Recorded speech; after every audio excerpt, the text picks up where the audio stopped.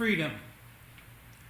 Academic freedom is the principle that researchers and educators can teach, research, and publish without fear of censorship or retaliation.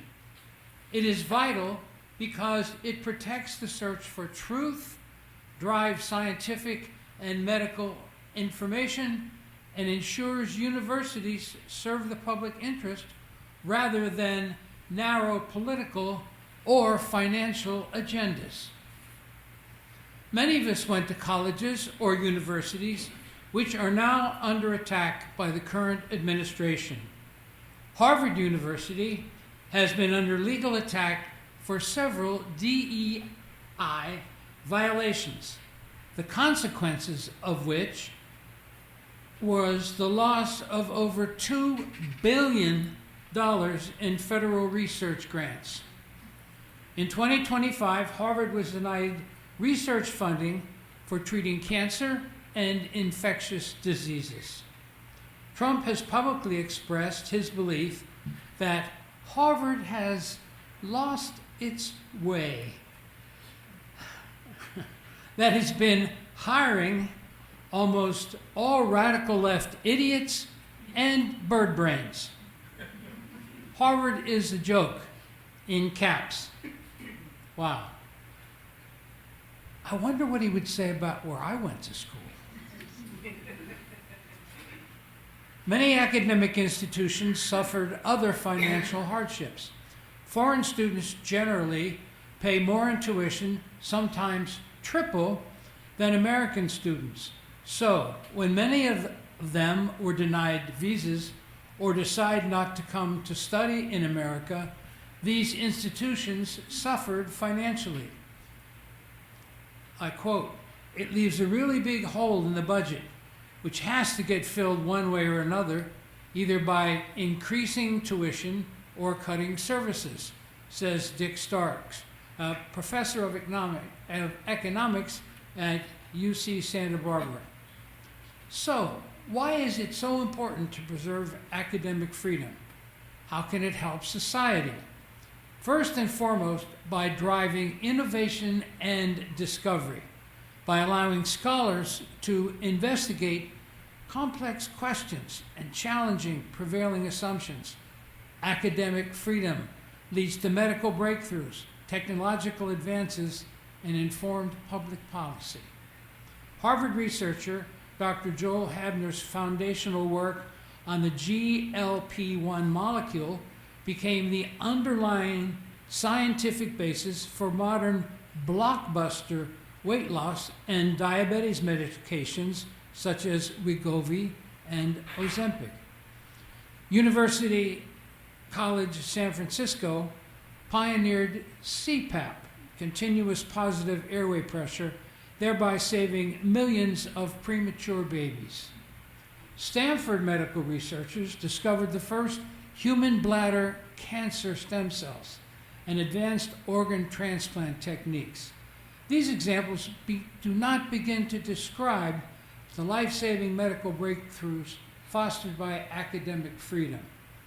Having academic freedom can protect the common good by ensuring that knowledge production is guided by evidence rather than by the desires of wealthy donors or shifting political climate.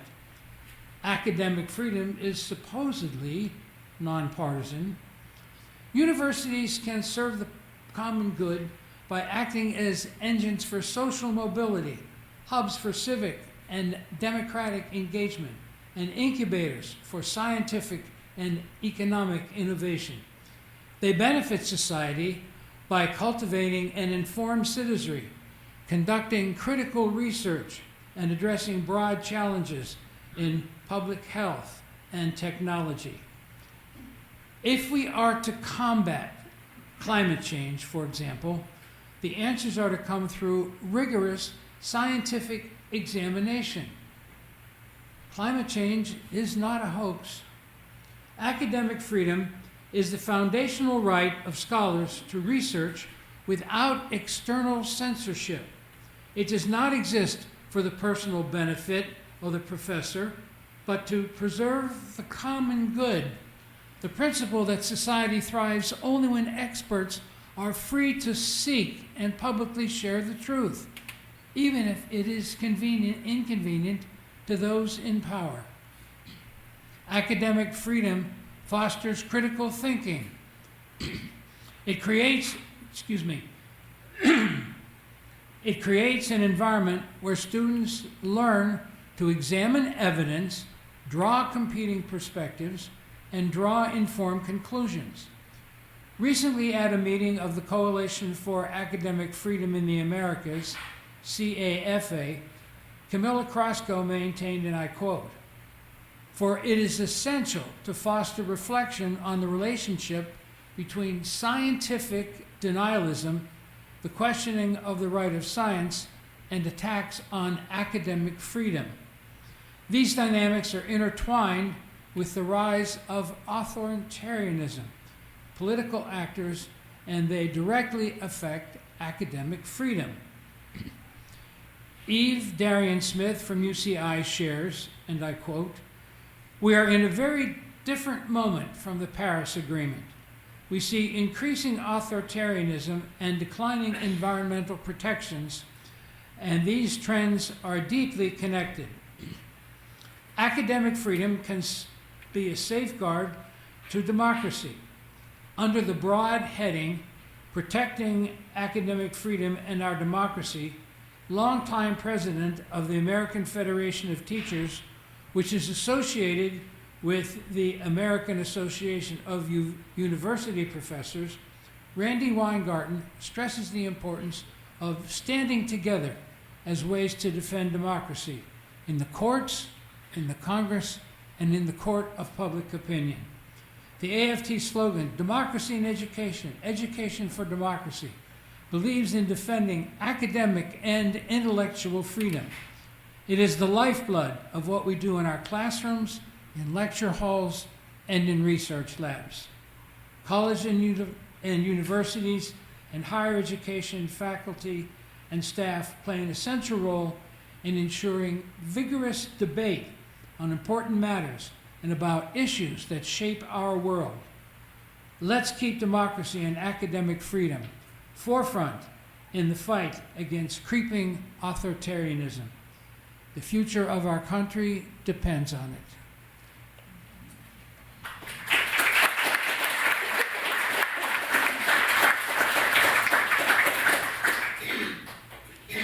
Spiritual freedom.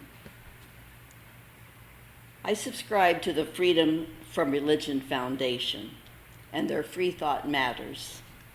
In a TV ad, actor Ron Reagan, son of the former president, states, "I'm a lifelong atheist, not afraid of burning in hell."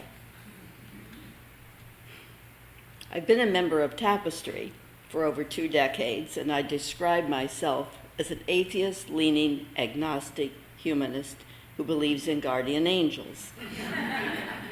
All of that true. I grew up in a progressive United Presbyterian church and no fire and brimstone, and I was married in the Catholic Church. Our children attended preschool at a Jewish community center. Spiritual freedom is the power to choose our thoughts and behaviors, to choose a better path for oneself, a liberation from spiritual bondage, making our own choices rooted in presence rather than ego or fear, living without need to perform for our worth. Since I was a child with much imagination, I created my guardian angels, who mostly are loved ones who have passed on. And I continue to add more, unfortunately, and feel their presence and comfort, actually. The moment I walked into Tapestry decades ago, I felt an immediate sense of serenity and a certain type of freedom. And in the sermon, I heard the inspirational words of the poets, Sufi poets, Rumi and Rabindranath Tagore. As I left that first service, I told Reverend Millspaw how I felt connected, and he kindly replied, "You are bringing part of that connection." And I continue to feel that positive spiritual freedom and presence here. Spiritual freedom is the power to embrace our perspectives, new perspectives, a better path, not outsourcing oneself to others, to outcomes. The Buddha states that no one outside ourselves can rule us inwardly. And the Tao says, spiritual freedom is the reward of conscious self-transformation and self-evolution. A favorite quote of mine by Viktor Frankl. It is this spiritual freedom, which cannot be taken away, that makes life meaningful.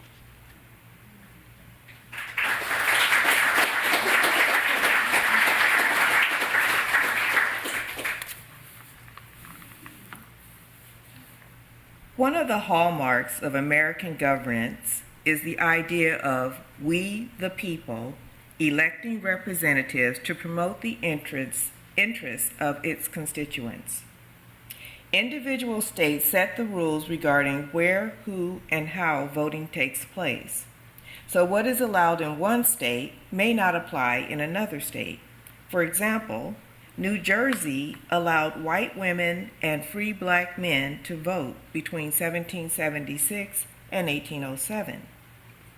Initially, only white men who owned land could vote. Eventually, the land ownership provision was dropped, and the requirements to vote became age and citizenship.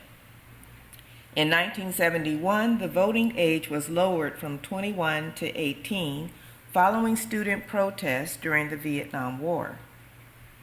Passage of the 14th Amendment in 1868 granted birthright citizenship, including to former slaves, and it provided equal protection under the law.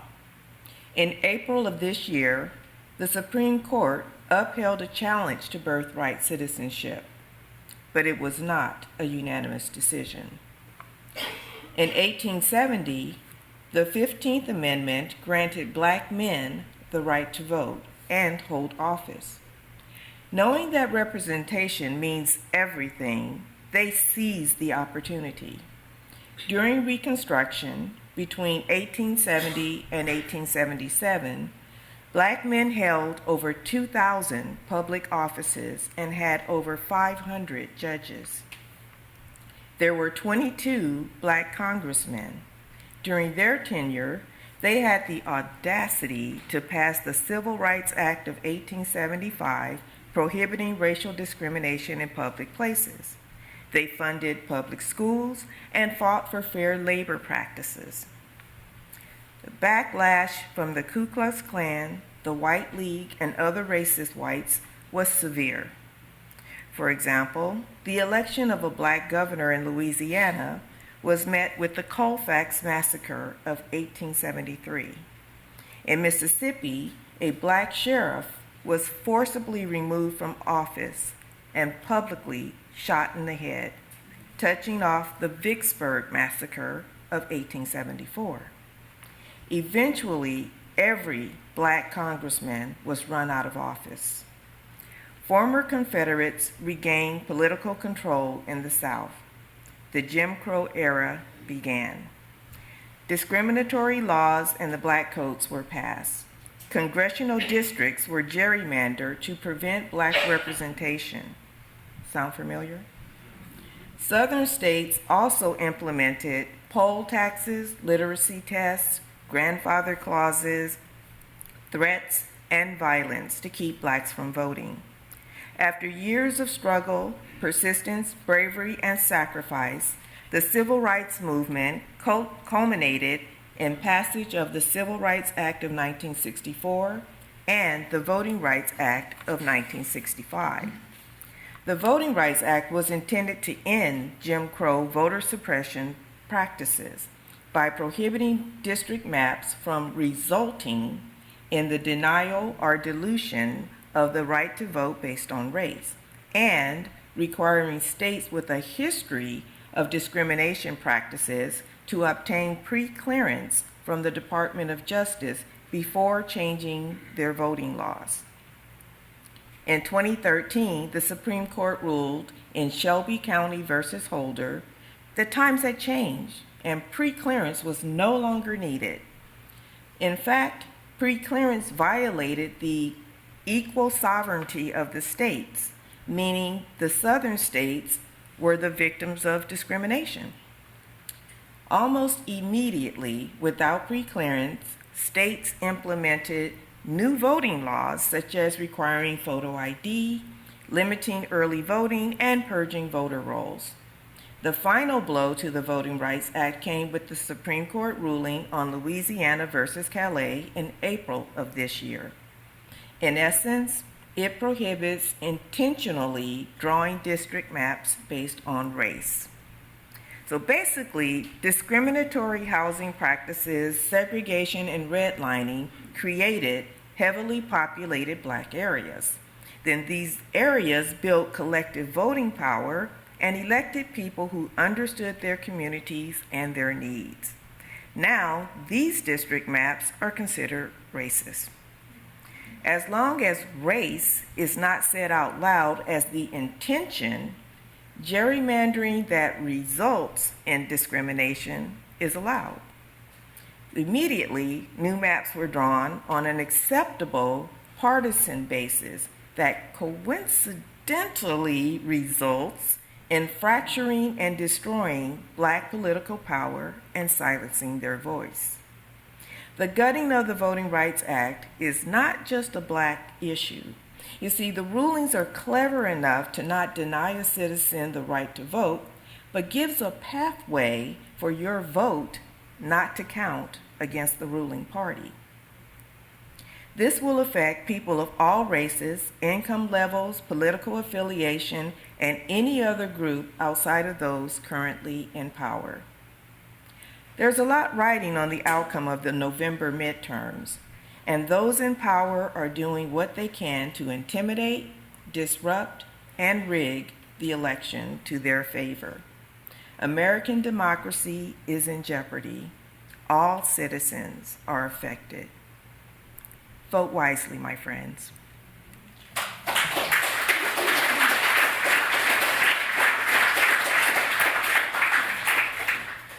Right to life.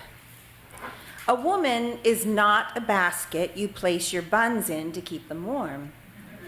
Not a brood hen you can slip duck eggs under.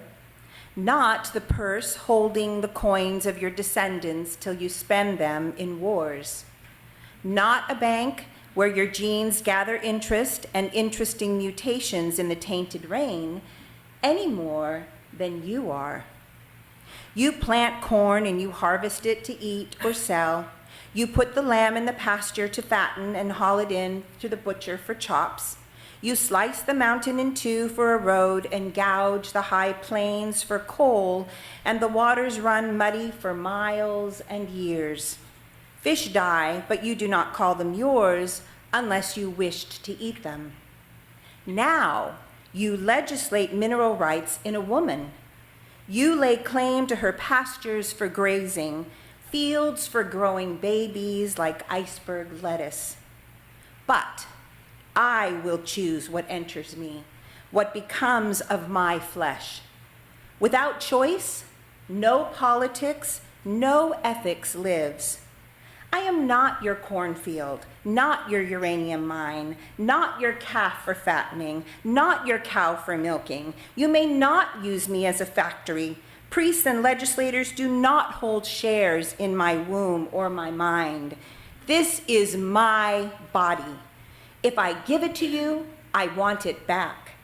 My life is a non-negotiable demand.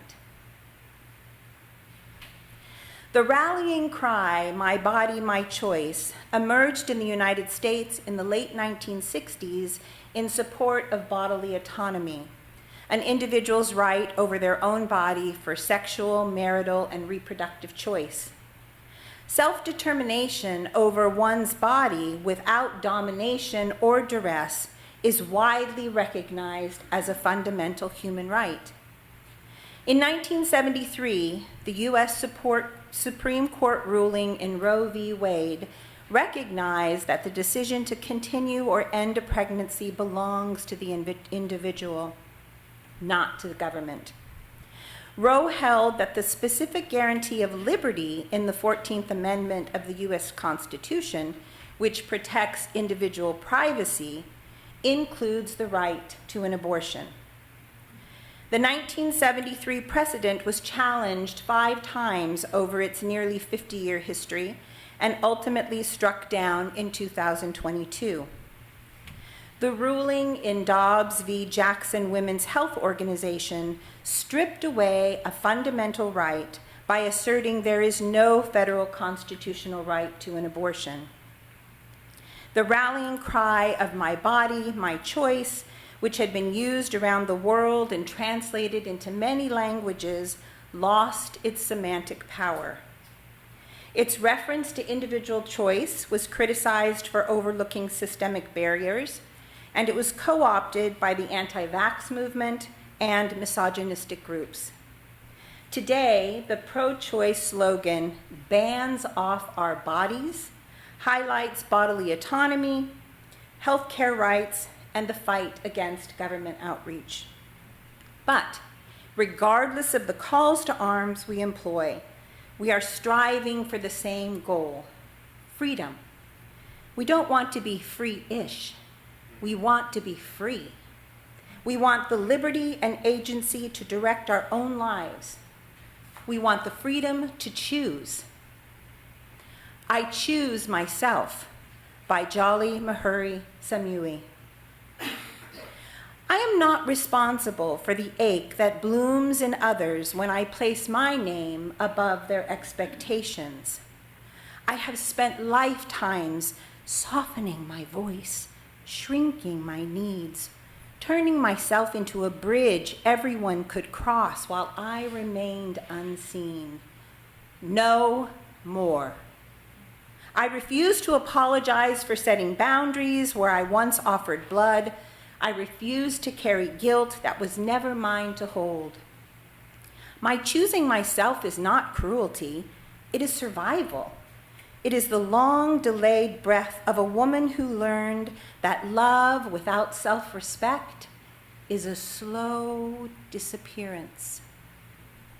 If my growth unsettles you, let it.